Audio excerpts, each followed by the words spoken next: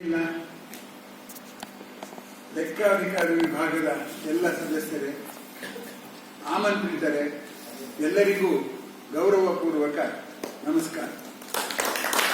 ಇದಕ್ಕೆ ಮುಂಚೆ ಪುಟ್ಟದಾದ ಹೆಸರಿತ್ತು KEB ಅಂತ, ಕರ್ನಾಟಕ ವಿದ್ಯುತ್ ಶಕ್ತಿ ಮಂಡಳಿ ಅಂತ. ಆಗ ಇದೇ ಜಾಗದಲ್ಲಿ ನಾನು ಅಧಿಕಾರಿಗಳಿಗೆ ಆಡಳಿತದಲ್ಲಿ ಕನ್ನಡ ತರಬೇತಿ ಶಿಬಿರ ಮಾಡಿದ್ದು ನನಗೆ ನೆನಪು ಇನ್ನು ಹಸಿರಾಗಿಯೇ ಇದೆ. ಆತ್ಮೀಯರೇ, ಈ ದಿನ ನಿಮ್ಮೊಂದಿಗೆ ಮಾತನಾಡುವ ಸಂದರ್ಭ ಅಲ್ಲ, ನನ್ನ ಕೆಲವು ಅನಿಸಿಕೆಗಳನ್ನ ಹಂಚಿಕೊಳ್ಳುವ ಸಂದರ್ಭ. ಆ ಸಂದರ್ಭಕ್ಕೆ ಅನುವು ಮಾಡಿಕೊಟ್ಟಂತಹ ವಿಶ್ವೇಶ್ವರರವ್ರನ್ನ ಕೃತಜ್ಞತೆಯಿಂದ ಸ್ಮರಿಸ್ತಾ, ನಮ್ಮ ಯುವ ಗೆಳೆಯರಾದಂತಹ ಅಶ್ವತ್ಥರಾಮ್ ಮತ್ತೆ ಹರೀಶ್ ಕುಮಾರ್ ಅವರನ್ನ ಕೃತಜ್ಞತೆಯಿಂದ ಸ್ಮರಿಸ್ತಾ, ಯಾಕೆಂದ್ರೆ ಇವತ್ತಿನ ಉಪನ್ಯಾಸನೇ ಹಿರಿಯ ಜೀವಗಳ ಜೊತೆಯಲ್ಲಿ ಬೆರೆತು ಜೀವನವನ್ನು ಸುಗಮವಾಗಿಸಬೇಕು ಅಂತ, ಅದರ ಪ್ರಾತ್ಯಕ್ಷಿಕೆ ಏನು ಅನ್ನೋ ಹಾಗೆ ಈ ಕಾರ್ಯಕ್ರಮದಲ್ಲಿ ಅವರಿಬ್ಬರು ಪಾಲ್ಗೊಂಡಿದ್ದಾರೆ. ಅವರಿಗೆ ನನ್ನ ಅಭಿನಂದನೆಗಳು ಹೇಳ್ತಾ ನನ್ನ ಉಪನ್ಯಾಸವನ್ನ ಪ್ರಾರಂಭ ಮಾಡ್ತೇನೆ.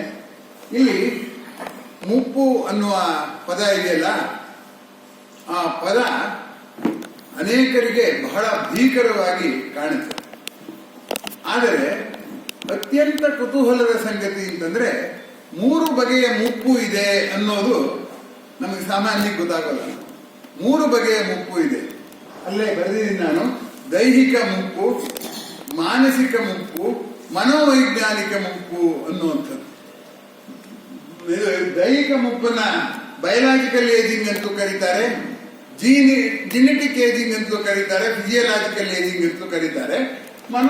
ಮಾನಸಿಕ ಮನೋವೈಜ್ಞಾನಿಕ 3 ಇರುವಾಗ, ಈ 3 ಪರಸ್ಪರ ಸಂಬಂಧ ಇದೆಯೇ ಇಲ್ವೇ, ಈ 3ಕ್ಕೂ ಏನ್ ವ್ಯತ್ಯಾಸ ಅನ್ನುವಂಥದ್ದನ್ನ ಮೂಲಭೂತವಾಗಿ ತಿಳ್ಕೊಂಡ್ರೆ ಆಗ ಆ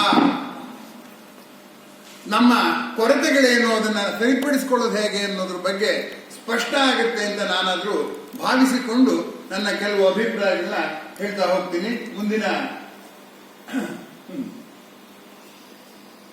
ಮುಪ್ಪು ಆಕ್ಷೇಪಣೀಯ ಅಂತ ಕೆಲವರು ಭಾವಿಸಿದ್ದಾರೆ.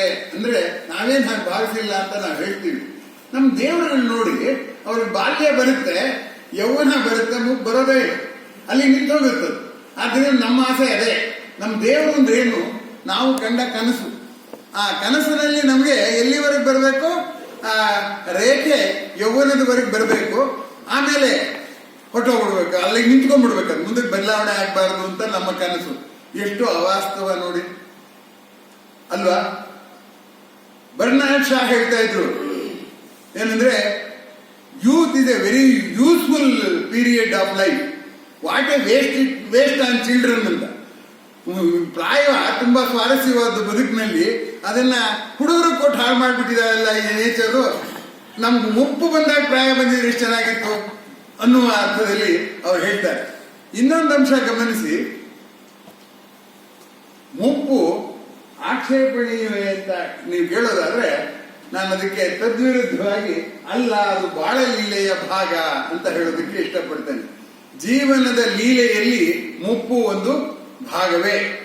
ಆ ಮುಪ್ಪಿರೋದು ನಮ್ಗೆ ಹಿಂಸೆ ಕೊಡೋಕಲ್ಲ, ಪಾಠ ಕಲಿಸೋದಕ್ಕೆ ಅಂತ. ಅದನ್ನ ಮುಂದಕ್ಕೆ ನೋಡೋಣ. ಮೊದಲು ಬಾಳಲೀಲೆಯ ಭಾಗ ಅನ್ನೋದನ್ನ ಅರ್ಥ ಮಾಡ್ಕೊಳ್ಳೋಣ. ಮುಂದಿನ ನೋಡಿ, ಮೊಗ್ಗು ಹೇಗಿರುತ್ತೆ? ಹೀಗಿರುತ್ತೆ, ಪರಿಮಳವನ್ನೆಲ್ಲ ಮುಚ್ಚಿ ತುಂಬಿಟ್ಕೊಂಡಿರುತ್ತೆ. ಆದ್ರೆ ಆಮೇಲೆ ಏನಾಗುತ್ತೆ? ಹೂವಾಗಿ ಬಿರಿಯುತ್ತೆ. ಬಿರಿದಾಗ ಏನು ಮಾಡುತ್ತೆ? ಪರಿಮಳವನ್ನ ಎಲ್ಲ ಕಡೆಗೂ ಹರಡುತ್ತೆ. ತುಂಬಿಟ್ಕೊಂಡಿದ್ದಾಗ ಮೊಗ್ಗಿನ ಬಗ್ಗೆ ಯಾರಿಗೂ ಆಸಕ್ತಿ ಇರಲಿಲ್ಲ. ಅದು ಯಾವಾಗ ಪರಿಮಳ ಬೀರೋಕ್ ಶುರು ಮಾಡುತ್ತೋ ಎಲ್ರಿಗೂ ಆಸಕ್ತಿ ಆಗುತ್ತೆ. ಆಮೇಲೆ ಏನಾಗುತ್ತೆ? ಬಾಡಿ ಹೋಗುತ್ತೆ. ಆದ್ದರಿಂದ ಬದುಕು ಅಷ್ಟೇ, ನಾವು ಅನ್ಕೊಂಡಾಗೆ ಸರಳ ರೇಖೆ ಅಲ್ಲ, ಏರುತ್ತಾ ಹೋಗುವುದು, ಗಳಿಸುತ್ತಾ ಹೋಗುವುದು, ಕಳೆದುಕೊಳ್ಳುತ್ತಾ ಹೋಗುವುದು. ಆದ್ದರಿಂದ ನಾವು ಮೊದಲ ಅರ್ಧದ ರೇಖೆ ನೋಡ್ಬಿಟ್ಟು ಅದನ್ನ ಮುಂದುವರಿಸ್ಬಿಟ್ಟು ಗಳಿಸ್ತಾನೆ ಹೋಗ್ತೀವಿ ಅಂತ ನಾ ಅನ್ಕೊಂಡಿದ್ದು ನಮ್ಮ ತಪ್ಪೇ ಹೊರತು ಇರುದಲ್ಲ. ಮೊಗ್ಗು ಹೇಗೆ ಹೂವಾಗುತ್ತೋ, ಹೂವಾಯ್ತಲ್ಲ, ಆಮೇಲೆ ಅದು ಸುಮ್ಮನಿರುತ್ತದು ಇಲ್ಲ, ಮತ್ತೆ ಕಾಯಿ ಆಗಿರುತ್ತೆ. ಕಾಯಿ ಆದ್ದು ಒರಟಾಗಿರುತ್ತೆ, ಹುಳಿ ಇರುತ್ತೆ, ಆಕರ್ಷಕವಾಗಿರೋಲ್ಲ, ಪರಿಮಳ ಇರಲ್ಲ. ಆದ್ರೆ ಕ್ರಮೇಣ ಅದು ಹಣ್ಣಾಗುತ್ತೆ. ಹಣ್ಣಾದಾಗ ಸವಿನೂ ಇರುತ್ತೆ, ಪರಿಮಳನೂ ಇರುತ್ತೆ, ಬಣ್ಣನೂ ಇರುತ್ತೆ.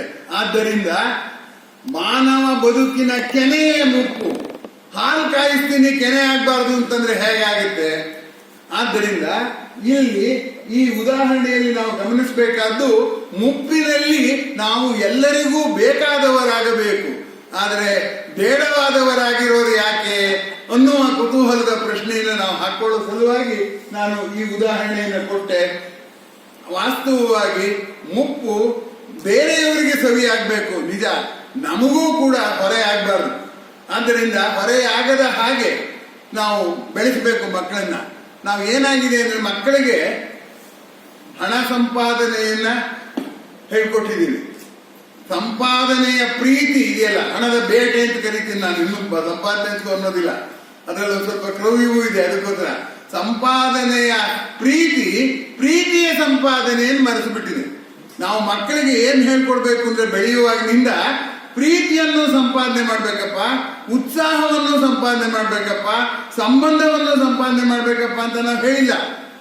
ನೀವು ಮಕ್ಕಳು ಏನಾದ್ರು ಕೆಲಸ ಮಾಡಕ್ ಬಂದ್ರು ಏನ್ ಹೇಳ್ತೀನಿ, ಇದೆಲ್ಲ ಮಾಡಬೇಡ, ನೀನು ಓದ್ಬೇಕು, ಓದಿ ಸಂಪಾದನೆ ಮಾಡಬೇಕು ಅಂತ ನಾವು ಹೇಳಿ ಹೇಳಿ ಹೇಳಿ ಏನಾಗಿದೆ ಅಂದ್ರೆ, ಮಕ್ಕಳಿಗೆ ಗೊತ್ತಿರುವುದು ಒಂದೇ ಸಂಪಾದನೆ, ಏನದು? ಹಣ ಸಂಪಾದನೆ.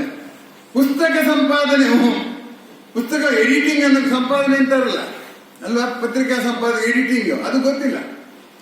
ಅದಕ್ಕೆ ನಾವು ಎಲ್ಲಿಂದ ಪ್ರಾರಂಭ ಮಾಡಬೇಕು? ಮುಪ್ಪು ಹೊರೆ ಆಗದಾಗಿರ್ಬೇಕು ಅಂದ್ರೆ ಪ್ರೇಮವನ್ನ ಸಂಪಾದನೆ ಮಾಡೋದಕ್ಕೆ ಪ್ರಾರಂಭ ಮಾಡಬೇಕು. ನಮ್ಮ ಸ್ನೇಹಿತರೊಬ್ಬರು ಮೊನ್ನೆ ದೂರವಾಣಿ ಕರೆ ಮಾಡಿ ಹೇಳಿದ್ರು, ಒಂದು ಒಳ್ಳೆ ಕೆಲಸನೋ ಇನ್ನೆಲ್ಲೋ ಅದೃಷ್ಟ ಇದ್ದು ದುಡ್ಡು ಸಂಪಾದನೆ ಮಾಡ್ಬೋದು, ನಾವು ಸತ್ತೋದಾಗ ಅಳೋಕೊಬ್ಬರನ್ನ ಸಂಪಾದನೆ ಮಾಡೋದು ತುಂಬಾ ಕಷ್ಟ ಅಂತ. ಅಂತಹ ಸ್ಥಿತಿಯಲ್ಲಿ ನಾವು ಇದೀವಿ ಎನ್ನುವಾಗ ಇದಕ್ಕೆ ಪ್ರಕೃತಿನ ಬೈಬೇಕಾ, ನಾವು ಬೆಳೆದ ಬಂದ ರೀತಿಯಿಂದ ಬೈಬೇಕಾ, ನಮ್ಮನ್ನ ಬೆಳೆಸಿದವ್ರನ್ನ ಬೈಬೇಕಾ? ಅಂದ್ರೆ ನೀವು ಯಾರನ್ನ ಬೇಕಾದ್ರೂ ಬೈಬೋದು, ಬೈಯಕ್ 3 ಅವಕಾಶ ಇದೆ. ನಮ್ಮ ಆಯ್ಕೆಯವ್ರನ್ನ ಬೈಬೋದು. ಮುಂದಿನ ಭಾಗಕ್ಕೆ ಬರೋಣ.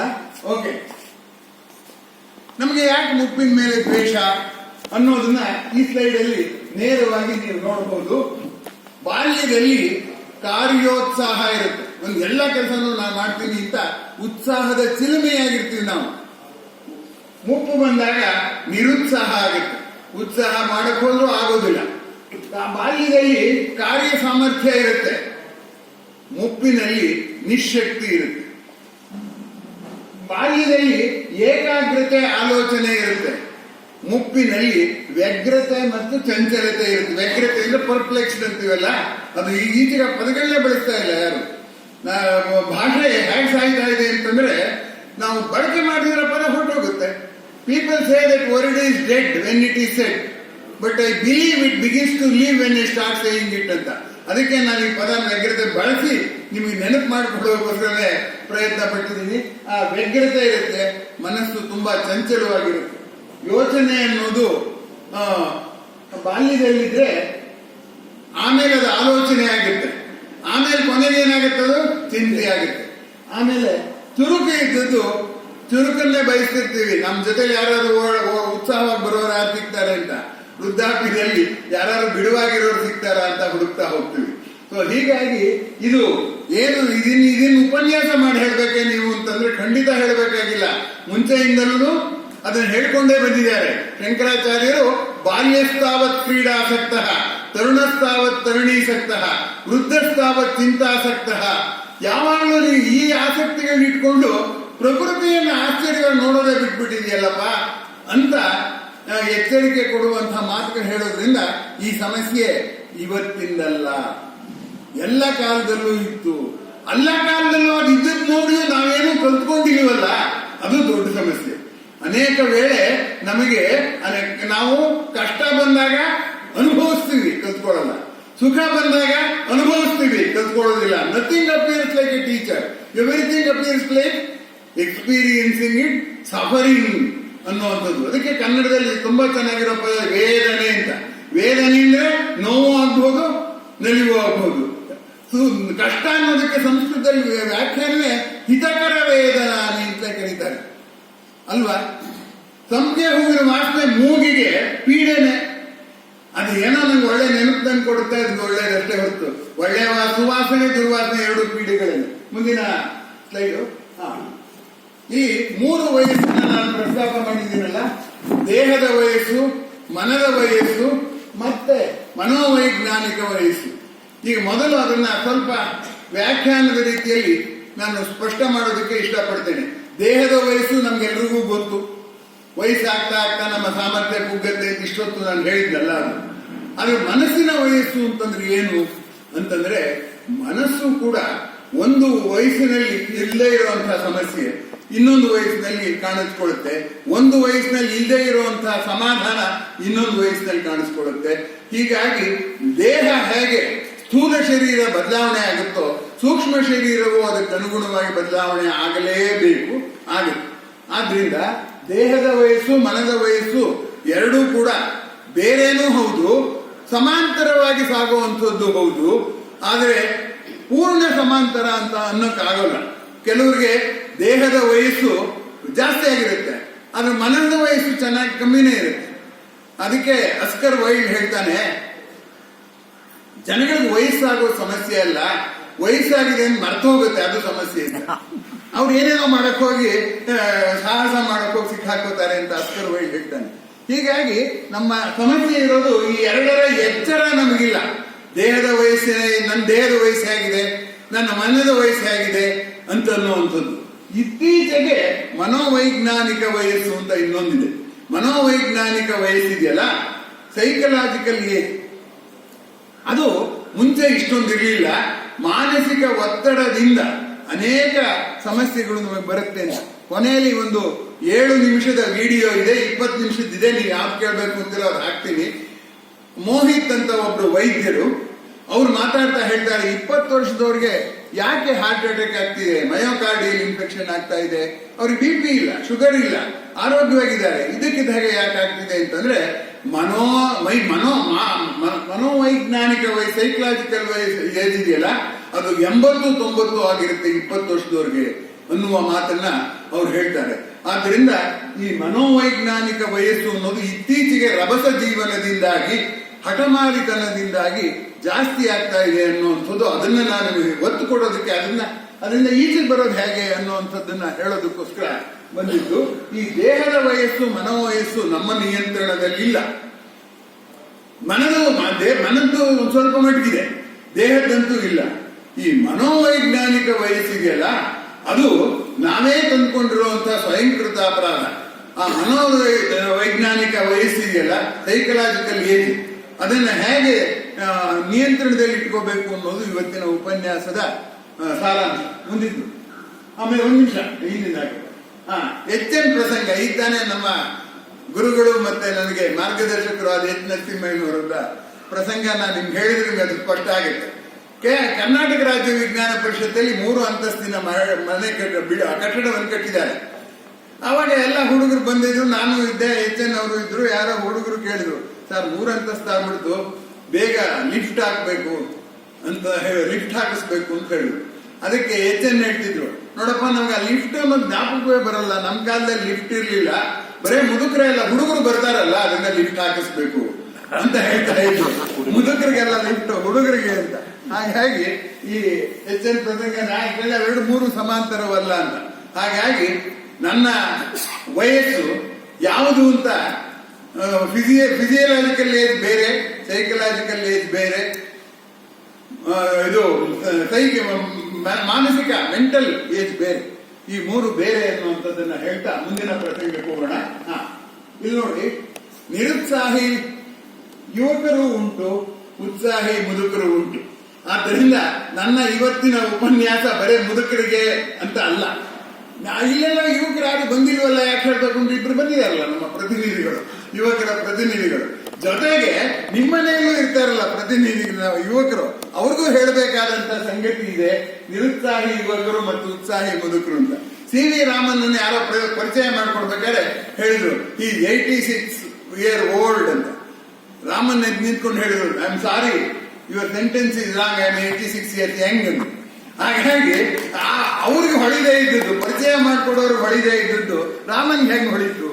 ಅದಕ್ಕೆ ನಾನು ಹೇಳಿದ್ದು, ಉತ್ಸಾಹಿ ಮುದುಕರು ಉಂಟು, ನಿರುತ್ಸಾಹಿ ಯುವಕರು ಉಂಟು. ನಾನು ಅದನ್ನೇನು ಸ್ಲೈಡ್ ಹಾಕಿ ತೋರಿಸ್ಬೇಕಾಗಿಲ್ಲ. ಸುಮ್ಮನೆ ಸಿಟಿ ಬಸ್ಸಲ್ಲಿ ಹೋಗ್ತಿರಲ್ಲ, ಸುತ್ತ ಒಂದ್ಸರಿ ನೋಡಿ ಜನಗಳನ್ನ, ಅಥವಾ ದಾರಿಲಿ ಹೋಗ್ತಿರ್ತಿರಲ್ಲ ನೋಡಿ, ಇಬ್ರು ಸಿಗ್ತಾರೆ ನಿಮ್ಗೆ ಸಾಕಷ್ಟು ಸಂಖ್ಯೆಯಲ್ಲಿ. ನಿರುತ್ಸಾಹಿ ಯುವಕರು, ಉತ್ಸಾಹಿ ಮುದುಕರು. ಅದು ಇದೆ ಎನ್ನುವಂಥದ್ದು ಯಥಾರ್ಥ. ಮುಂದಿನ ಭಾಗಕ್ಕೆ ಬರೋಣ. ದೇಹ ಮನಸ್ಸು ಎರಡೂ ಗುಂಪಾಗುತ್ತವೆ, ಇದಾಗಲೇ ಹೇಳಿದ್ದೀನಿ. ಮುಂದಿನ ಪಾತ್ರ ಬದಲಾಗುತ್ತೆ ಅನ್ನುವಂಥದ್ದು ತುಂಬಾ ಮುಖ್ಯವಾದದ್ದು. ವಯಸ್ಸಾಗುತ್ತೆ ಅಂತ ಆಲೋಚನೆ ಮಾಡೋದಕ್ಕಿಂತ ಪಾತ್ರ ಬದಲಾಗ್ತಾನೆ ಇರುತ್ತೆ, ಪ್ರತಿ ಹಂತದಲ್ಲೂ ಬದಲಾಗ್ತಾ ಇರುತ್ತೆ. ನಮ್ಮ ಪಾತ್ರ ಏನು ಅನ್ನುವಂಥದ್ದು. ನಮ್ಮ ಪಾತ್ರ ಅಂದ್ರೆ ಏನು? ನಾವು ಮಾಡೋ ಕೆಲಸ ಮಾಡುವ ನಮ್ಮ ಸಾಮರ್ಥ್ಯ, ಸಂದರ್ಭ, ಮೂರು ಬದಲಾಗುತ್ತೆ ನೋಡಿ. ಮೂರು ಬದಲಾಗೋದ್ರಿಂದ ಪಾತ್ರ ಬದಲಾಗುತ್ತೆ. ಆದ್ರಿಂದ ಏನಾಗ್ಬಿಡುತ್ತಪ್ಪ ಅಂತಂದ್ರೆ, ಈ ಪಾತ್ರ ಬದಲಾದಕ್ಕೆ ನಾವು ಹೊಂದ್ಕೊಳ್ತಾ ಇಲ್ಲ. ಅದರಿಂದ ವಯಸ್ಸಾದಾಗೆಲ್ಲ ಬಂದಿತ್ತು ಸಮಸ್ಯೆ. ಪ್ರತಿ ಪಾತ್ರ ಬದಲಾಗುವಾಗಲೂ ನಾವು ಮುಜುಗಿರುವೆ. ಹೀಗಿದ್ರೆ ಒಂಚೂರು ಬದಲಾಗಬೇಕು ಅಂದ್ರೆ ಮುಜುಗರ. ಅದಕ್ಕೆ ಯಾರು ಹೊಣೆ? ನಾವೇ ಹೊಣೆ. ಪಾತ್ರ ಬದಲಾಗುತ್ತೆ ಅಂತ ಗೊತ್ತಿದ ಮೇಲೆ ಪಾತ್ರಕ್ಕೆ ಹೊಂದ್ಕೊಳ್ಳುವಂಥದ್ದು ಬರ್ಬೇಕಾದ್ರೆ, ಹಿಂದೋಳರಾಗ ಹೇಳಿದ್ ಮುಗಿದೋಯ್ತು, ಅಠಾಣೆ ಹೇಳಬೇಕು ಅಂದಾಗ ಹಿಂದೋಳರಾಗನೆ ಹೇಳ್ಕೊಂಡು ಕೂತಿದ್ರೆ ಹಾಗಾಗಿದೆ ನಮ್ಗೆ. ಅಷ್ಟೇ, ಪಾತ್ರ ಬದಲಾವಣೆ ಇರಿಸಲೇಬೇಕು ಅನ್ನುವಂಥದ್ದು ಮುಂದಿನ. ಆದ್ದರಿಂದ ಜೀವನ ತರಂಗ ಅಂತ ಹೇಳೋದುಂಟು. ತರಂಗ ಅಂದ್ರೇನು? ಅಲೆಯೇ ಲೀಲೆ. ಅಲೆ ಅಂದ್ರೇನು? ಮೇಲೆ ಹೋಗುತ್ತೆ, ಕೆಳಗೂ ಬರುತ್ತೆ. ಹಾಗಾಗಿ ಬರೀ ಕೈಲಿ ಬರೀ ಮೈಲಿ ಬಂದು ಎಲ್ಲರನ್ನೂ ನಗಿಸಿದ್ವಿ. ಬಾಹುಬಲಿ ನಗಿಸಿದಾಗ ನಮ್ಮನ್ನು ನೋಡಿ ನಕ್ಕರು ಎಲ್ಲ. ಅದು ಹೋಗುವಾಗಲೂ ಬರೀ ಕೈಲಿ ಬರೀ ಮೇಲೆ ಹೋಗ್ಬೇಕಲ್ಲ. ಅದರಿಂದ ಜೀವನದ ರೇಖೆ ಮೇಲಕ್ಕೆ ಹೋಗುತ್ತೆ, ಮೇಲಿಂದ ಕೆಳಗೆ ಬರುತ್ತೆ ಅನ್ನುವಂಥದ್ದು. ಇದನ್ನ ಮಾನವ ಕುಲದ ಮೊದಲ ಮನಃಶಾಸ್ತ್ರದ ಪುಸ್ತಕ ಅನ್ನುವ ಭಗವದ್ಗೀತೆಯಲ್ಲಿ ಎಷ್ಟು ಚೆನ್ನಾಗಿ ಪ್ರಸ್ತಾಪ ಮಾಡಿದ್ದಾರೆ ಅಂದ್ರೆ, 2ನೇ ಅಧ್ಯಾಯದ 13ನೇ ಶ್ಲೋಕ ಹೇಗಿದೆ ಅಂತ ಅಂದ್ರೆ, ದೇಹಿನೋಸ್ಮಿನ್ ಯಥಾ ದೇಹೆ ಕೌಮಾರಂ ಯೌವನಂ ಜರ ತಥಾ ದೇಹಾಂತರ ಪ್ರಾಪ್ತಿ ಧೀರ ತತ್ರ ನಮುಖ್ಯತೆ. ಈ ಪಾತ್ರ ನಂಗೆ ಬೇಕು, ಆ ಪಾತ್ರ ನಂಗಿಲ್ಲ ಅನ್ನೋರು ಧೀರರಲ್ಲ.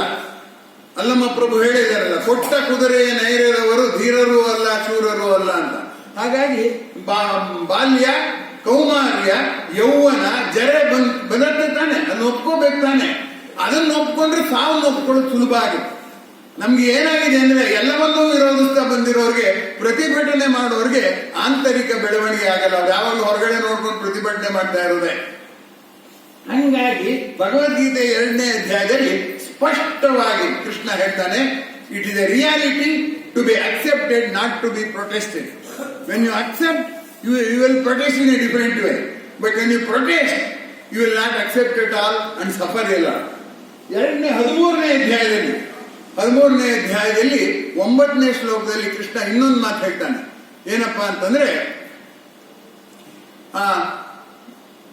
ಜನ್ಮ ಮೃತ್ಯು ಜರಾ ವ್ಯಾಧಿ ದುಃಖ ದೋಷಾನುದರ್ಶನಂ ಅಂತ ಹೇಳ್ತಾನೆ ಕೃಷ್ಣ.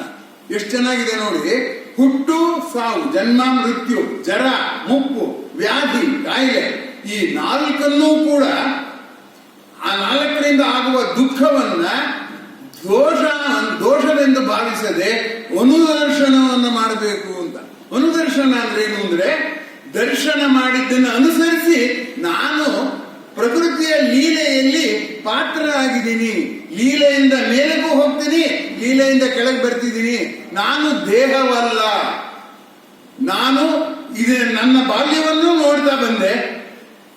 ಮುಪ್ಪನ್ನು ನಾನು ಅನ್ನೋದು 2 ಒಂದೇ ತಾನೆ. ಬಾಲ್ಯದಲ್ಲೂ ಅದೇ ನಾನು, ಮುಪ್ಪಿನಲ್ಲೂ ಅದೇ ತಾನೆ.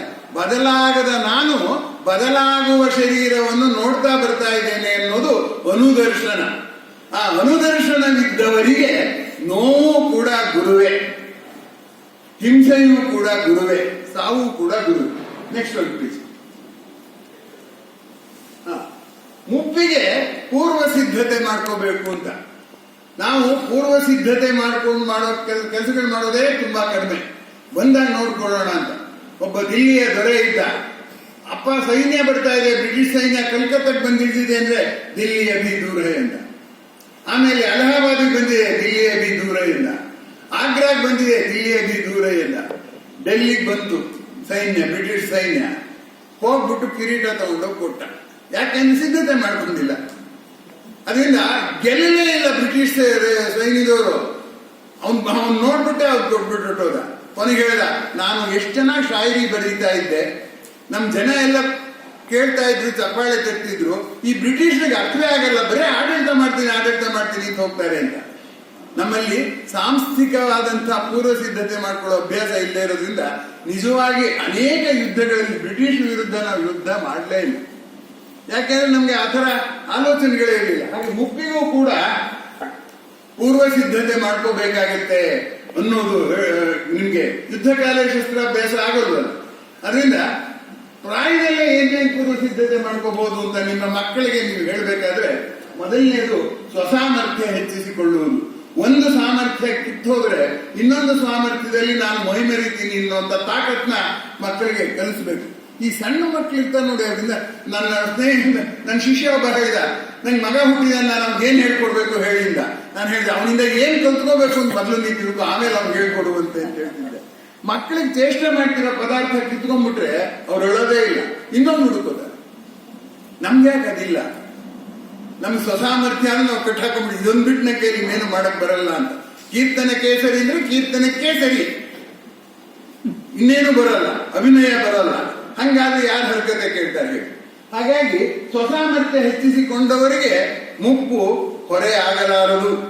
ಮುಪ್ಪಿಗೆ ಪೂರ್ವ ಸಿದ್ಧತೆ ಮಾಡ್ಕೊಂಡಾಗಿ ಒಂದು ಸಾಮರ್ಥ್ಯ ಹೋದ್ರೆ 18 ಅಭಿರುಚಿ ಇದ್ರೆ, ಬೇರೆ ದೇಶಗಳಲ್ಲಿ ಅಲ್ಲ, ಒಬ್ಬ ವ್ಯಕ್ತಿ ಅನೇಕ ಸಂಘ ಸಂಸ್ಥೆಗಳಿಗೆ ಸದಸ್ಯರಾಗಿರ್ತಾನೆ. ನಮ್ಮಲ್ಲಿ ಒಂದು ಸಂಸ್ಥೆಗೆ ಆಗೋದು, ಆ ಸಂಸ್ಥೆಗೂ ಬೇಕಾದ್ರೆ ಹೋಗೋದು, ಬೇಡದ್ರೆ ಇಲ್ಲಿ ಬರದೇ ಇರೋದು. ಎರಡನೇದು ಉತ್ಸಾಹ ಕಳೆದುಕೊಳ್ಳದಿರುವುದು. ಉತ್ಸಾಹಾತ್ ಬಲವಾನಾರ್ಯ ನಾತ್ಯುತ್ಸಾಹಾತ್ ಪರಬಲಂ ಅಂತ ರಾಮಾಯಣದಲ್ಲಿದೆ. ನಮ್ಮ ಉತ್ಸಾಹನೆಲ್ಲ ಒಂದು ಕೊಠಡಿಗೆ ಹಾಕಿಟ್ಬಿಟ್ಟಿದ್ದಾರೆ, ಬೀಗ ಹಾಕಿಟ್ಬಿಟ್ಟಿದ್ದಾರೆ. ಆ ಉತ್ಸಾಹ ಇದೆಯಲ್ಲ, ಅದು ಬೀಗದ ಕೈ ಏನಿದೆ ಅದು ಉತ್ಸಾಹ. ಆ ಬೀಗದ ಕೈ ತೆಗೆದ್ರೆ ಬೇರೆ ಎಲ್ಲ ಕೆಲಸ ಮಾಡ್ಬೋದು, ಎಲ್ಲ ತೆಕ್ಕೋಬಹುದು. ಬೀಗ ಹಾಕಿಟ್ಬಿಟ್ರೆ ಏನಾಗುತ್ತೆ? ಯಾರೋ ಹೇಳಿದಂತೆ, ನಾನು ಹೇಳಲ್ಲ ಎದ್ರೆ ಆಳಲ್ಲ ಅಂತ. ಹೇಳದೇ ಇದ್ಮೇಲೆ ನಮ್ಗೆ ಎಷ್ಟು ಶಕ್ತಿ ಇದ್ರಿ ಏನ್ ಪ್ರಯೋಜನ ಹೇಳಿ? ಮುಂದಿನ ಸಕ್ರಿಯವಾಗಿ ಆಲೋಚನೆ ಅಂದ್ರೆ ಡೈನಮಿಕ್ ಆಗಿ ಆಲೋಚನೆ ಮಾಡುವಂಥದ್ದು. ವಾಸ್ತವ ಒಪ್ಪಿಕೊಂಡ್ರೆ ನಮ್ಗೆ ಪರಿಹಾರ ಸಿಗುತ್ತೆ, ಪ್ರತಿಭಟಿಸಿ ಪರಿಹಾರ ಸಿಗಲ್ಲ. ಪ್ರತಿಭಟನೆ ಮಾಡೋದು ಹೇಗೆ ಅನ್ನೋದು ಮುಂದೆ ಹೊರತಿರುತ್ತೆ, ಅದು ತಾಪತ್ರಯ ಇದ್ದು ಅಂತ. ಆಮೇಲೆ ನಿಶ್ಚಿಂತೆ, ಚಿಂತಾ ನಾಸ್ತಿ ಕಿಲಾಂ ತೇಷಾಂ ಅಂದ್ಬಿಟ್ಟು ಒಂದು ಕೃತಿಯನ್ನ ರಚಿಸಿದ್ದಾರೆ. ಆ ಕೃತಿಯಲ್ಲಿ ತುಂಬಾ ಚೆನ್ನಾಗಿ ಚಿಂತೆ ಇಲ್ಲದೆ ಇರೋರು ಹೇಗಿರ್ಬೇಕು ಅಂತ 8 ಸಾಲಿನ ಪದ್ಯ. ಅದನ್ನ ತಾವು ದಯಮಾಡಿ ಓದ್ಬೇಕು ಅಂತ ತಮ್ಮಲ್ಲಿ ಕೇಳ್ಕೊತೀನಿ. ನಾನು ಸಾಹಿತ್ಯ ಬೇಗ ಹೇಳ್ಬಿಡ್ತೀನಿ. ಶಮದಮ ಕರುಣಾ ಸಂಪೂರ್ಣಾನಾಂ ಸಾಧು ಸಮಾಗಮ ಸಂಕೀರ್ಣಾನಾಂ ಚಿಂತಾ ನಾಸ್ತಿ ಕಿಲ. ಕಾಲತ್ರಯಜಿತ ಕಂದರ್ಪಾಣಾಂ ಖಂಡಿತ ಸರ್ವೇಂದ್ರಿಯ ದರ್ಪಾಣಾಂ ಚಿಂತಾ ನಾಸ್ತಿ ಕಿಲ. ಪರಮಹಂಸ ಗುರು ಪದಚಿತ್ತಾನಾಂ ಬ್ರಹ್ಮಾನಂದಾಮೃತ ಮತ್ತ. ಹೆಚ್ಚು ವಿಷಯಕ್ಕೆ ಹೋಗೋದಿಲ್ಲ. ಸರಸ ಸಲ್ಲ, ಈಚೆಗೆ ಸೆನ್ಸ್ ಆಫ್ ಹ್ಯೂಮರ್ ಅನ್ನೋದೇ ಹೊರಟೋಗಿದೆ. ಆ ಸೆನ್ಸ್ ಆಫ್ ಹ್ಯೂಮರ್ ಇದ್ರೆ ಅದು ಮನಸ್ಸನ್ನ ಹಗುರವಾಗಿಸುತ್ತೆ. ಆರಾ ಮಿತ್ರ ಅವರ ಹೆಸರು ಕೇಳಿರ್ಬೋದು, ಪ್ರೊಫೆಸರ್ ಆರಾ ಮಿತ್ರ ಅವರು ನನ್ನ ಸಹೋದ್ಯೋಗಿ. ಅವರು ಹಾಸ್ಯ ಹೆಂಗ್ ಮಾಡೋರು ಅಂತಂದ್ರೆ, ಆ ಹಾಸ್ಯದ ಹಿಂದೆ ನೀವು ಈ ಹಾಸ್ಯ ತಗೊಂಡ್ರೆ ನಿಮ್ಗೆ ಬರೋ ಕಷ್ಟ ಎಲ್ಲ ಎದುರಿಸಕ್ಕೆ ಸಾಧ್ಯ ಅನ್ನೋ ಹಾಗೆ ಇರೋದು. ಒಂದ್ಸರಿ ಆಡಳಿತ ಕನ್ನಡದಲ್ಲಿ ಅವರು ಬಂದಿದ್ರು. ಅವರು ಯಾರೋ ಕೇಳಿದ್ರು, ಷಷ್ಠ್ಯಬ್ಧಿ ಹ್ಯಾಕ್ಟರ್ ಬರೆಯೋದು ಅಂತ. ಠಾ ಬರೆದ್ರೆ 6ನೇದು, ಅಬ್ಧಿ ಅಂತ ಮಹಾಪ್ರಾಣ ಬರೆದ್ರೆ ಸಮುದ್ರ, ಷಷ್ಠ್ಯಬ್ಧಿ ಅಂತ 2 ಮಹಾಪ್ರಾಣ ಬಂದ್ರೆ 6ನೇ ಸಮುದ್ರ ಅಂತ ಆಗುತ್ತೆ. ಷಷ್ಠ್ಯ ಅಂತ ಅಲ್ಪ ಪ್ರಾಣ ಬರೆದ್ರೆ 60 ಅಂತ ಆಗುತ್ತೆ, 6 ಇದ್ದದ್ದು. ಅಲ್ಪ ಪ್ರಾಣಕ್ಕೆ ಬೆಲೆ ಜಾಸ್ತಿ, ಮಹಾಪ್ರಾಣಕ್ಕೆ ಬೆಲೆ ಕಡಿಮೆ, ವಯಸ್ಸಾದವ್ರಿಗೆ ಬೆಲೆ ಜಾಸ್ತಿ ಆಗ್ಬೇಕಾಗಿತ್ತು, ಆಗಿಲ್ಲ. ಅಧ್ಯಯನ ಮಾತ್ರ ಷಷ್ಠ್ಯ ಅಂದ್ರೆ 60ನೇ ವರ್ಷ. ಅಬ್ಧಿ ಅನ್ನೋದನ್ನ ಅಬ್ಧಿ ಅಂದ್ರೆ ವಯಸ್ಸು ಅಂತ. ಅಬ್ಧಿ ಅಂದ್ರೆ ಸಮುದ್ರ, ಮಹಾಪ್ರಾಣ, ಅಲ್ಪ ಪ್ರಾಣ ಎಲ್ಲ ಹೇಳಿದ್ರು. ಈಗ ನೀವು ನೋಡಿ, ನಮ್ಮ ಒಬ್ರು ಕನ್ನಡ ಪಂಡಿತರೆ ಅವ್ರ 60ನೇ ವರ್ಷದ ಶಾಂತಿಯಲ್ಲಿ ಮಹಾಪ್ರಾಣಗಳು ಬರೆದಿದ್ರು ಹೀಗೆ ಅಂತೆಲ್ಲ ತಮಾಷೆ ಹೇಳಿದ್ರು. ಮಿತ್ರ ಅವರು ಕೊನೆಗೆ ಹೇಳಿದ ಎಲ್ಲ ಮುಗಿದ್ಮೇಲೆ ಇದನ್ನ ಹ್ಯಾಕ್ ಸರ್ ನೆನ್ಪಿಟ್ಕೊಳ್ಳೋದು ಅಂತ ಯಾರೋ ಕೇಳಿದ್ರು. ಅದಕ್ಕೆ ತಕ್ಷಣ ಮಿತ್ರ ಹೇಳಿದ್ರು, ಅದೇನ್ ಬಹಳ ಸ್ವಲ್ಪ, 60 ವರ್ಷ ಆದ್ಮೇಲೆ ಪ್ರಾಣ ಎಲ್ರಿ ಮಹಾ ಇರುತ್ತೆ, ಅಲ್ಪವಾಗಿರುತ್ತೆ, 2 ಅಲ್ಪ ಪ್ರಾಣ ಬರೆದ್ರೆ ಆಯ್ತು. ಅದು ಯಾಕೆ ನಾನು ಇದನ್ನ ಹೇಳಿದೆ ಅಂತಂದ್ರೆ, ಒಂದು ನೋಡಿ ಅವರು ನೆನ್ಪಿಟ್ಕೊಳ್ಳೋದು ಕಷ್ಟ ಅನ್ನೋ ಬಿಗುವನ್ನ ನಗುವಾಗಿಸಿದ್ರು. ಬಿಗುವನ್ನ ಲಘು ಬಿಗುವಾಗಿಸಿ, ನಗುವಾಗಿಸಿದ್ರೆ ನಮ್ಮ ವೃದ್ಧಾಪ್ಯ ಹಿಂದೆ ಸರಿಯುತ್ತೆ ಅಂತ. ಇದನ್ನೇ ಸರಸ ಸಲ್ಲಾಪ ಅಂತ ನಾನು ಬರೆದೆ. ರಸದಿಂದ ಕೂಡಿದ್ದರೆ ನಮ್ಮ ಮಾತು. ಯಾರೋ ಹೇಳ್ತಿದ್ರು ಈ ನಡುವೆ ಬೋರ್ವೆಲ್ಗಳು ತುಂಬಾ ಜಾಸ್ತಿ ಆಗಿದೆ ಅಂತ. ಹೌದಪ್ಪ ಅಂತಂದೆ. ನಾನು ಹೇಳಿದ್ದು ನೀರಿನ ಬೋರ್ವೆಲ್ ಅಲ್ಲ ಸರ್, ಭಾಷಣ ಮಾಡಿ ಬೋರ್ ಮಾಡ್ತಾರಲ್ಲ ಅದರದ್ದು ಅಂತಂದ್ರು. ಅವ್ರು ಬೋರ್ವೆಲ್ಗಳು ಜಾಸ್ತಿ ಆಗಿರೋದಕ್ಕೆ ನಾವು ಕೂಡ ಕಾರಣನಪ್ಪ. ಅವ್ರು ನೀರಸವಾಗಿ ಹೇಳಿದ್ದನ್ನ ಸ್ವಾರಸ್ಯವಾಗಿ ಅರ್ಥ ಮಾಡ್ಕೊಳ್ಳೋ ಸಾಧ್ಯತೆನ ಹುಡುಕ್ಲೇ ಇಲ್ಲ ನಾವು, ಅದರಲ್ಲೇ ಖುಷಿ ಪಡಕ್ ಹೋದ್ವಿ, ಅದಕ್ಕೆ ಹಾಗಾಯ್ತು ಅಂತ ಹೇಳಿ. ಮುಂದಿನ ಮುಪ್ಪಿಗೆ ಪೂರ್ವಸಿದ್ದಂತೆ ಇದನ್ನ ನಾವು ಮಾಡ್ಕೊಂಡಿಲ್ಲ, ಅದಕ್ಕೆ ನಮಗೆ ಕಷ್ಟ ಆಗ್ತಾ ಇದೆ ಅಂತ ನಾವು ಯೋಚನೆ ಅಥವಾ ಮಾಡ್ಕೊಂಡಿರೋರು ನಾವೇ ಇನ್ನುಳಿದವ್ರಿಗೂ ಮಾದರಿ ಆಗೋಕ್ ಸಾಧ್ಯ. ಮುಪ್ಪನ್ನು ಸಹನೀಯವಾಗಿಸಲು ಅನ್ನುವಂಥದ್ದು, ಅನುಭವಗಳ ಬಳಕೆ ಅನ್ನುವಂಥದ್ದು. ಮುಪ್ಪಾದ್ಮೇಲೆ ನಮ್ಗಿರೋ ಅನುಭವನ ಏನಾದ್ರೂ ಮಾಡಿ ಬಳಕೆ ಮಾಡೋದು ನಾವೇ ಹುಡುಕೋಬೇಕು, ಯಾರು ಹೇಳ್ಕೊಡೋದಿಲ್ಲ. ನಾನೊಂದು ವೃದ್ಧಾಶ್ರಮಕ್ಕೆ ಕರ್ಕೊಂಡು ಹೋಗಿದ್ದೆ, ಅಲ್ಲೆಲ್ಲ ಹೇಳಿದ್ರು ನೋಡಿ, ಡಾಕ್ಟರ್ ಬರೋದಕ್ಕೆ ವ್ಯವಸ್ಥೆ ಮಾಡಿದ್ವಿ, ಊಟಕ್ಕೆ ವ್ಯವಸ್ಥೆ ಮಾಡಿದೀವಿ, ನರ್ಸಿಂಗಿಗೆಲ್ಲ ಮಾಡಿ ಎಲ್ಲ ಸರಿ. ನಾವೆಲ್ಲ ಆದ್ಮೇಲೆ ಹೇಳಿದೆ, ಅಲ್ಲಿರೋಲ್ಲ ಅವ್ರಿಗೆ ಒಂದಿಷ್ಟು ಅಭಿಪ್ರಾಯ ಇನ್ನೊಬ್ರಿಗೆ ಹೇಳಕ್ ಏನ್ ವ್ಯವಸ್ಥೆ ಮಾಡಿದ್ರೆ ಅದೇನು ನಾವು ಮಾಡಿಲ್ಲ ಸರ್. ಅದ್ ಹೆಂಗ್ ಸರ್ ಮಾಡೋದು, ನಾವು ಮಾಡೇ ಇಲ್ಲ ಸರ್ ಅಂತ ಹೇಳಿದ್ರು. ಇದನ್ನ ಅವ್ರು ಮಾಡಿದ್ಮೇಲೆ ನಾವೇ ಮಾಡ್ಕೋಬೇಕಾಗುತ್ತೆ. ಇದ್ರೆ ಅನುಭವನೂ ದಂಡ ಆಯ್ತು, ನಮ್ಮ ಉತ್ಸಾಹನೂ ಹೊರಟೋದು. ನಾವು ಕೆಲಸ ಮಾಡಿರಲ್ಲ ಉತ್ಸಾಹ ಬರೋದು. ಮೃಗಾಲಯದಲ್ಲಿರುವ ಪ್ರಾಣಿಗಳನ್ನ ನೀವು ಯಾರು ಮಾತಾಡಿಸ್ತಾ ಇದ್ರೆ ಊಟನೇ ಮಾಡಿ, ಅವಕ್ಕೆ ನೀವು ಬರೇ ಆಹಾರ ಕೊಡೋದು ಅದೆಲ್ಲ ಅಲ್ಲ, ಎಲ್ಲರೂ ಅದ್ರ ಕಡೆ ನೋಡಿದ್ರೇನೆ ಅದಕ್ಕೆ ಸಮಾಧಾನ ಆಗುತ್ತೆ. ಇನ್ನು ಕೌತುಕ, ಕ್ಯೂರಿಯಾಸಿಟಿ ಅನ್ನುವಂಥದ್ದು ಇದ್ರೆ ನನ್ನ ನೋವನ್ನೇ ನಾನು ಕೌತುಕದಿಂದ ನೋಡ್ಬೋದು, ನನಗಾಗೋ ಕಾಯಿಲೆನೇ ನಾನು ನೋಡ್ಬೋದು. ಆಮೇಲೆ ದೈಹಿಕ ಕೆಲಸದ ಮಿತಿಯಲ್ಲಿ ಬೌದ್ಧಿಕ ಕೆಲಸ, ದೈಹಿಕ ಕೆಲಸ ಕಮ್ಮಿ ಆಗ್ತಿದ್ದಾಗೆ ಬೌದ್ಧಿಕ ಕೆಲಸ ಜಾಸ್ತಿ ಮಾಡ್ಕೋಬೇಕು.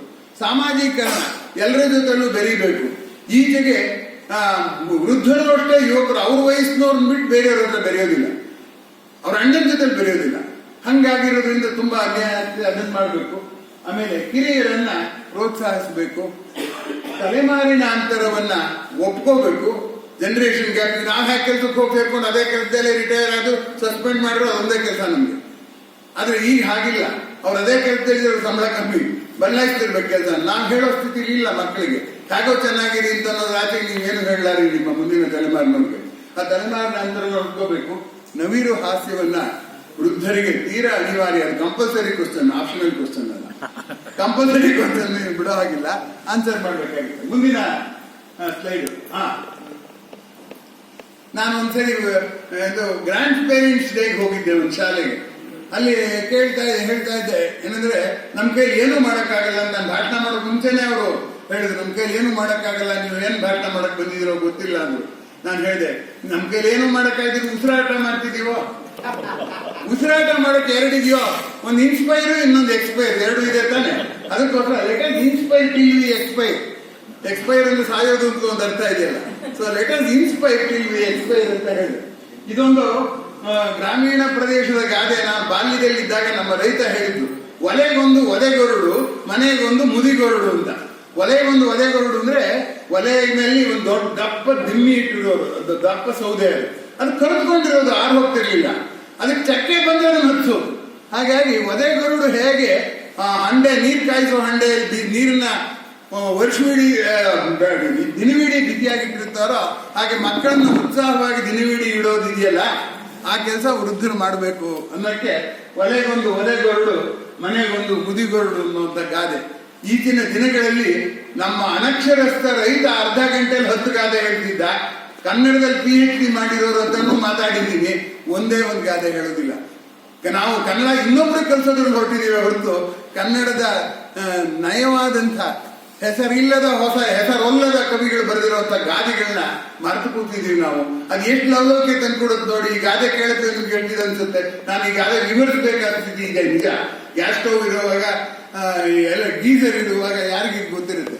ಅದು ವಿವರಿಸೋದ್ರಲ್ಲೂ ಒಂದು ಖುಷಿ ಇದೆ ಅಲ್ವೇನ್ರಿ. ಹಾಗೆ ನಮ್ಮ ಹಿಂದಿನ ನಿಮ್ಗೆ ಗೊತ್ತಿದೆ ಬಿಡಿ ತಾತ, ನಿಮ್ ಕಾಲದ್ದಲ್ಲ, ಅಂದ್ರೆ ನಮ್ ಕಾಲ ಸ್ವಾರಸ್ಯ ನಿಮ್ಗೆಲ್ರೋ ಇದೆ ಅಂತ ಹೇಳ್ಬೇಕಾಗುತ್ತಾ. ಒಂದು ಕಲೆಗಾರಿಕೆನ ನಾವು ಬೆಳೆಸ್ಕೊಂಡ್ರೆ ನಮ್ಗೆ ವೃದ್ಧಾಪ್ಯ ಶ್ರಮ ಆಗಲ್ಲ ಅಂತ. ಇದು ಇನ್ನೊಂದು, ನನ್ನ ಯಾರೋ ಕೇಳಿದ್ರು, ನೀವು ಯಾಕೆ ತಲೆಗೆ ಬಣ್ಣ ಹಚ್ಕೋಬಾರ್ದು ಅಂತ. ನಾನು ಹೇಳಿದೆ, ಯಾಕೆ ಹಚ್ಕೋಬೇಕು? I don't believe in dying ಅಂತ ಹೇಳಿದೆ. ಅಂದ್ರೆ ನನಗೆ ಸಾಯೋದು ಇಷ್ಟ ಇಲ್ಲ ಅಂತ ಒಂದು ಅರ್ಥ, ತಲೆಗೆ ಬಣ್ಣ ಹಚ್ಕೊಳ್ಳೋದು ಇಷ್ಟ ಇಲ್ಲ ಅಂತ ಅರ್ಥ. ಅದಕ್ಕೆ ಹಾಗಾದ್ರೆ ಏನ್ ಮಾಡ್ಬೇಕು? ತಲೆಗೆ ನಾನೇ ಯಾಕೆ ಬಣ್ಣ ಹಚ್ಕೋಬೇಕು? ಯಾರ ಜೊತೆ ಗರಿತೀನೋ ಅವ್ರ ತಲೆ ಕಪ್ಪಗಿದ್ರೆ ಆಯ್ತು. ಗರಿ ತಲೆಯವ್ರ ಹತ್ರ ಮಾತಾಡೋರು ನಾನು ಯುವಕ ತಾನಾಗೆ ಹಾಗೆ ಆಗ್ತೀನಿ, ನನಗೆ ಗೊತ್ತಿಲ್ಲ ನಾನು ಯುವಕ ಆಗ್ತೀನಿ. ಈ ಮಕ್ಕಳ ಹತ್ರ ಹೋಗ್ಬಿಟ್ಟು ಪಾಪಚ್ಚಿ ನೀನು ಅಪ್ಪಚ್ಚಿ ತಿಂತೀಯ ಅಂತೇವೆ, ರೊಟ್ಟಿನ ನಮ್ಗೆ ಬರೋಲ್ವೇ? ಆ ಮಕ್ಕಳ ವಯಸ್ಸಿಗೆ ನಾವು ಮಾತಾಡ್ತಿದ್ದಾನೆ. ಹಾಗೆ ಯುವಕರ ಜೊತೆಲಿ ಬರುತ್ತೆ, ಯುವಕರ ಜೊತೆಲಿ ಮಾತಾಡಿದ್ರೆ ನಮ್ಗೆ ಎಲ್ಲಿಂದ್ರಿಗೆ ಬರುತ್ತೆ ವೃದ್ಧಾಪ್ಯ? ಬರೋದಿಲ್ಲ. ಹಾಗಾಗಿ I don't believe in dying ಅನ್ನುವಂಥ ವಾಕ್ಯನ ನಾನು ಹೇಳಿದೆ. ಇದು ಮೈಂಡ್ಫುಲ್ನೆಸ್ ಅಂತ ಬೌದ್ಧ ಧರ್ಮದವರು ತುಂಬಾ ಹೇಳ್ತಾರೆ. ಮೈಂಡ್ಫುಲ್ನೆಸ್ ಅಂದ್ರೆ ಪ್ರಜ್ಞಾಪೂರ್ವಕವಾಗಿ ಎಲ್ಲ ಕೆಲಸನೂ ಮಾಡೋದು ಅಂತ. ನೋಡಿ, ನಾವು ಪ್ರತಿ ಕೆಲಸದಲ್ಲೂ ನನಗಿರುವ ದೇಹ ಅದು ಹೇಗೆ ಕೆಲಸ ಮಾಡ್ತಿದೆ, ನನಗಿರುವ ಮನಸ್ಸು ಹೇಗೆ ಕೆಲಸ ಮಾಡ್ತಿದೆ, ನಮ್ಗಿರೋ ಆಲೋಚನೆ ಅದು ಹೇಗೆ ಕೆಲಸ ಆಗ್ತಿದೆ, ನಾನು ಮಾಡೋ ಕ್ರಿಯೆ ಹೇಗೆ ನಡೀತಾ ಇದೆ, ಈ ನಾಲ್ಕರ ಪ್ರಜ್ಞೆಯೂ ಕೂಡ ಇರ್ಬೇಕಾಗುತ್ತೆ ಕೆಲಸ ಮಾಡುವಾಗ ಅನ್ನುವಂಥದ್ದನ್ನ ಮೈಂಡ್ಫುಲ್ನೆಸ್ ಅಂತಂದ್ರು. ಮೈಂಡ್ಫುಲ್ನೆಸ್ ಅನ್ನೋದನ್ನ ಕನ್ನಡಕ್ಕೆ ಅನುವಾದ ಮಾಡಿದ್ರೆ ಏನ್ ಮಾಡ್ಬೇಕಾಗುತ್ತೆ? ಮನೋಮಯತೆ ಅಂತ ಮಾಡ್ಬೇಕಾಗುತ್ತೆ. ಬೌದ್ಧರು ಆತ್ಮವನ್ನು ನಂಬೋದಿಲ್ಲ. ಅದು ಅವ್ರ ಮನಸ್ಸಿನಲ್ಲಿ ಶೂನ್ಯ ಇದೆ. ಅದಕ್ಕೋಸ್ಕರ ಎಲ್ಲವೂ ಮನಸ್ಸಿನ ಕ್ರಿಯೆ ಅಂತ ಅರ್ಥ ಮಾಡ್ಕೊಂಡ್ಬಿಟ್ಟು ನಾನು ಮನಸ್ಸಲ್ಲ, ನಾನು ಶೂನ್ಯ ಅಂತ ಅನ್ಕೊಂಡು ಅದರಿಂದ ಹೊರಗೆ ಬರೋದಕ್ಕೆ ಅವ್ರು ಮೈಂಡ್ಫುಲ್ನೆಸ್, ಮನೋಮಯತೆ ಅಂತಾರೆ. ಆದ್ರೆ ಭಾರತೀಯರು ಹಾಗಲ್ಲ. ನಮ್ಗೆ ನಾವು ಆತ್ಮ, ಅದಕ್ಕೊಂದು ದೇಹ ಇದೆ ಅಂತ. ಸೋಲ್ ಇಸ್ ನಾಟ್ ಆತ್ಮ. ಅವರೇ ಹೇಳೋದು ನನಗೊಂದು ದೇಹ ಇದೆ, ಅದಕ್ಕೊಂದು ಆತ್ಮ ಇದೆ ಅಂತ. ಹಾಗಲ್ಲ, ನಾನೇ ಆತ್ಮ, ನಂಗಿರೋ ದೇಹ ಅಂತ. ಹಾಗಾಗಿ ದೇಹದೊಂದಿಗೆ distancing with the mind, distancing with the body ಇದೆಯಲ್ಲ, ಆಗ ಇದು ಡಿಸ್ಟೆನ್ಸಿಂಗ್ ಅನ್ನೋ ಪದ ಅಷ್ಟೊಂದು ಜನಪ್ರಿಯ ಆಗಿರಲಿಲ್ಲ. ಕೋವಿಡ್ ಬಂದಾಗ ತುಂಬಾ ಜನಪ್ರಿಯ ಆಯಿತು, ಎಲ್ಲರಿಂದಲೂ ಡಿಸ್ಟೆನ್ಸಿಂಗ್ ಆಗಿದೆ ಅಂತ. ನಾನು ಅವಾಗ ಹೇಳ್ತಿದ್ದೆ, you distance yourself from your body, you distance yourself from your mind, ಅವಾಗ ಅದಾಗುತ್ತೆ ಅನ್ನುವಂಥದ್ದು. ಅದಕ್ಕೆ ನಾನೇನ್ ಮಾಡಿದೆ, ಮನೋಮಯತೆ ಅಲ್ಲ ತನ್ಮಯತೆ ಅಂತ ಹೇಳಿ. ಇದು ನೋಡಿ, ನನ್ನ ಮುಂದಿನ ಅಳುವ ಮಗು ಆಗದಿರೋಣ ಅಂತ. ಮಕ್ಕಳು ಅಳ್ತಿದ್ರು, ಯಾರು ಎತ್ಕೋತಾರೆ? ಮಕ್ಕಳು ನಗ್ತಾ ಇದ್ರೆ ಎಲ್ಲರೂ ಬಂದು ಮಾತಾಡಿಸ್ತಾರೆ ಹೊರತು ಅಳುವ ಮಗುನ ಯಾರು ಎತ್ಕೊಳ್ಳೋದಿಲ್ಲ. ನಾವು ಮುದುಕರಾಗಿರೋಣ, ಯಾಕೆ ಅಳ್ತಾ ಇರಬೇಕು? ತಾಯಿಯನ್ನು ಸಂತೋಷವಾಗಿ ಸಾಯೋಣ ಅನ್ನೋವಂಥದ್ದು. Rest leads to easy going and laziness. ನಾವು ವಯಸ್ಸಾಗಿ ಕೆಲಸ ಮಾಡೋಕ್ಕಾಗಲ್ಲ ಅಂತ ರೆಸ್ಟ್ ಅಂತ ಸುಮ್ಮನೆ ಕೂತ್ಕೊಂಡ್ರೆ ಈಸಿ ಗೋಯಿಂಗ್ ಅಂಡ್ ಲೇಜಿನೆಸ್ ಆಗುತ್ತೆ. ಬಟ್ ಆ ರೆಸ್ಟಿನ ಒಂದೆರಡು ಅಕ್ಷರ ಸೇರಿಸಿ ಇಂಟರೆಸ್ಟ್ ಆಗುತ್ತೆ. Interest leads to attraction and action. Interesting ಆಗಿ ಮಾತಾಡ್ತಿದ್ದರಿಂದ ನಾನು ನಿಮ್ಮನ್ನ ಅಟ್ರಾಕ್ಟ್ ಮಾಡೋಕೆ ಸಾಧ್ಯ ಆಗಿದೆ ಅಲ್ವಾ? ನಾನು ಅವ್ರು ಮಲ್ಟಾ ಕೂತ್ಕೊಂಡು ನಿಮ್ಗೆ ಅಳೋ ಮಗು ತರ ಭಾಷಣ ಮಾಡಿದ್ರೆ ಇಷ್ಟೊತ್ತಿಗೆ ಯಾರು ಇರ್ತಿರ್ಲಿಲ್ಲ ಇಲ್ಲಿ. ಅದರಿಂದ ನಿಮ್ಗೆ ಇಷ್ಟ ಆಗಿದ್ರು ಇರೋ ಅಷ್ಟಾರು ಯಶಸ್ವಿ ಆಗಿದ್ದೀರಲ್ಲ, ಅದೇ ಸಮಾಧಾನ ನಮ್ಗೆ. ಆಮೇಲೆ ನೇಚರ್ ಇಸ್ ಕೋಆಪರೇಟಿಂಗ್. ನಮ್ಗೆ ನಾವು ಮುದುಕರಾಗಿರೋ ನಮ್ ಕಷ್ಟ ನಮ್ಗೆ ಯಾರು ಕೇಳೋರಿಲ್ಲ ಅಂತಿರಲ್ಲ, ದಯವಿಟ್ಟು ಮಾತು ವಾಪಸ್ ತಗೊಳ್ಳಿ. ಪ್ರಕೃತಿ ಎಷ್ಟು ಚೆನ್ನಾಗಿ ಸಹಕಾರ ಮಾಡ್ತಿದೆ ಅನ್ನೋದು ನೋಡಿ. ಮುಂದಿನ ಸ್ಲೈಡ್ ಹಾಕುವ. ಎಲೆ ಉದುರುವಿಕೆ. ಎಲೆ ನೋಡಿ, ಗಿಡದಲ್ಲಿ ಬೆಳೆಯುತ್ತೆ, ಚಿಗುರು ಬೇರೆ ಬಣ್ಣ ಇರುತ್ತೆ, ಮುಟ್ಟಿದ ನವಿರಾಗಿರುತ್ತೆ ಅಲ್ವಾ? ತಳಿರಂದೈತ ಹೊಳೆವ ಕರಪಿಡಿದು ಪುರಂದರದಾಸ ಬರ್ದಿದಾರಲ್ಲ, ಹಾಗಿದ್ದೇನಾಗುತ್ತೆ? ಆಮೇಲೆ ಮುದಿ ಆಗ್ತಾ ಆಗ್ತಾ ನಾರು ಹೊರಟಾಗುತ್ತೆ, ಬಣ್ಣ ಬದಲಾಯಿಸುತ್ತೆ, ಕೊನೆಗೆ ಹಳದಿಗೆ ಬರುತ್ತೆ. ನಮ್ಗೆ ಎಲ್ಲ ತಲೆನೋವು, ಗಿಡಕ್ಕೆ ಎಲೆಗೂ ತಲೆ ನರಿಯುತ್ತೆ, ಆ ಎಲೆ ಬಿದ್ದು ಹೋಗುತ್ತೆ. ಎಲೆ ಬಿದ್ದರೆ ಮರಕ್ಕೆ ಏನಾದ್ರು ಭಂಗ ಇದೆಯಾ? ಇಲ್ಲ. ಮರದ ಲೀಲೆಯಲ್ಲಿ ಎಲೆ ಚಿಗುರೋದು ಒಂದು ಭಾಗ, ಉದುರೋದು ಒಂದು ಭಾಗ. ಹಾಗೆ ಆ ಎಲೆ ಚಿಂತೆ ಮಾಡ್ತಿಲ್ಲ, ಹಣ್ಣಾಯ್ತು ಆಯ್ತು. ಹಾಗೆ ನಾವು ಯಥಾರ್ಥವನ್ನು ಒಪ್ಕೊಂಡಿಲ್ಲ. ನಿಸರ್ಗದ ಎಲ್ಲ ಜೀವಿಗಳು ಕೂಡ ಯಥಾರ್ಥಕ್ಕೆ ಸರಿಯಾಗಿ ನರ್ತನ ಮಾಡ್ತಾ ಇದ್ದಾರೆ. ನಮ್ಮ ಗುರುಗಳಾದ ರಾಜರತ್ನಮ್ಮವರು, ಅವ್ರ ತೊಡೆ ಮೇಲೆ ಕುತ್ಕೊಂಡು ಬೆಳೆದವ್ ನಾನು. ಅವ್ರು ಹೇಳ್ತಿದ್ರು, ಅವನ ಕಿತ್ತಾಡ್ದಂಗೆ ಕಣ್ಮುಚ್ಕೊಂಡು ಹೇಳ್ದಂಗೆ ಕುಣಿಯೋದೇ ರತ್ನನ್ ಪ್ರಪಂಚ. ನಮ್ಮ ಪ್ರಪಂಚ ಏನಂದ್ರೆ ದೇವರೇಂದ್ರ ಕೊಡ್ಲಣ್ಣ, ಕೊಡ್ದಿದ್ರೆ ಬುಳ್ಳಣ್ಣ, ನಾವಂತೂ ಅವನ್ಗೇನೆ ಬಚ್ಚ.